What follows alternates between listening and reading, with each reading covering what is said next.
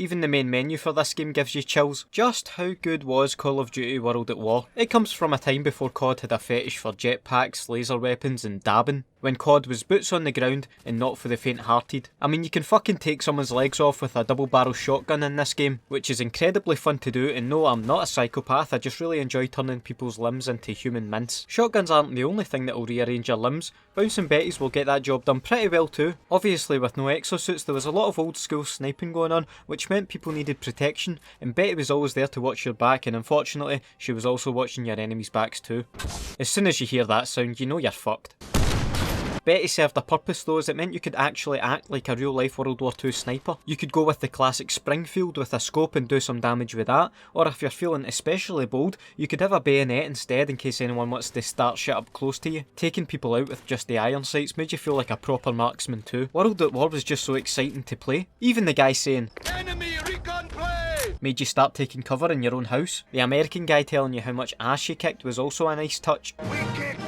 And getting 7 kills earned you the right to unleash the dogs! And unleash them they did. Calling in man's best friend to munch on your enemy's balls. Hearing the squeal when the enemy killed your dogs though would trigger any dog owner, pretty much making you angry enough to go get 7 more kills in a row. But when it's flipped on you and suddenly Big Fido here is having your flesh for dinner, that dog can get to fuck. Sometimes though you just want to take things easy, slow things down, and World at War had just the thing for that. Tanks! Tanks in Call of Duty, and you can even pick perks for your tank. How great is that? Cruising about at 2 miles an hour in a tank killing people whilst their pathetic bullets and grenades just bounce off you. It's actually quite sad and kinda makes you want to give them a break. Oh sorry, did I say give them a break? I meant blow them up to fuck even more. After you've been in the tank though and get a hard on for big guns, World at War had a great selection of LMGs to choose from. Me and my mates used to call this one the plate gun, cause fucking look at it. You could eat your dinner off that thing. As good as the plate gun was though, it wasn't quite as powerful as the other LMGs that could cut a person in half. Not like the MG40 or the Browning. Throwing that much bullets down range, chances are you're going to hit someone and remove a limb or two. You throw enough shit at a wall and some is going to stick. That sort of thing. I'll tell you another gun which did some damage. The MP40 with dual magazines. Every COD has that one outrageous weapon and World at War is no exception. That gun was the bane of people's lives in 2008. Add a little hint of Juggernaut and Second Chance in there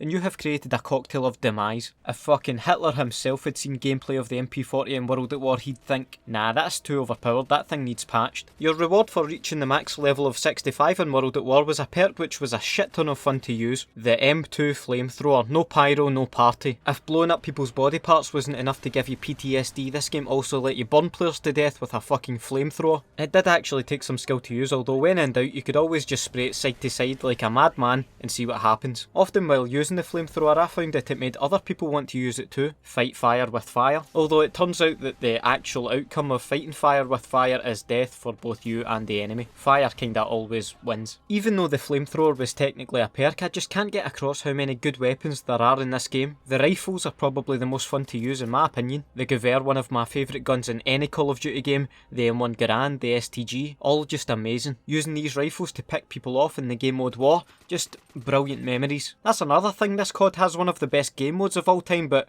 unfortunately nowadays not enough people are playing it. The war cries as you pick up momentum and push forward. That is just so fucking cool. This game definitely needs a remaster or a sequel. OG COD fans are crying out for it and maybe we'll see it this year, who knows. And by the way, I haven't even mentioned the zombies or the campaign in this video. Both of those deserve their own dedicated videos, they're that good. So how good was Call of Duty World at War?